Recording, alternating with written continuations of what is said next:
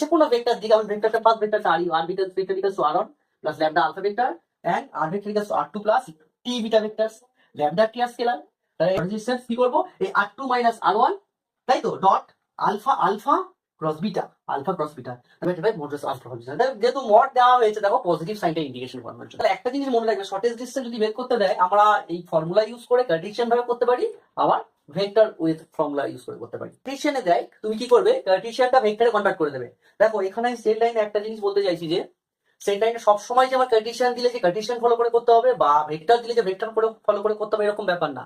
তোমায় যেটা সুবিধা হবে তুমি সেটাই করে লাস্টে আনসারটা শিখতে রেখে দেবে। মনে করো তোমার ভেক্টর ফর্মে দেওয়া আছে, তুমি ভেক্টর ফর্মের প্রবলেমটা সলভ করে ভেক্টর রেখে দিতে পারো, বা ওই ভেক্টর ফর্মটাকে কার্টেসিয়ানে কনভার্ট করার পরে সলিউশন করলে কার্টেসিয়ানে তুমি আনসার পেয়েছো, ওই কার্টেসিয়ানের আনসারটা তুমি ভেক্টরে কনভার্ট করে দিলে। যেহেতু তোমার কোশ্চেনটা ভেক্টর দেওয়া আছে, আনসারটা ভেক্টর রেখে রাখার চেষ্টা করবে, ট্রান্সফর্ম যাই করো না।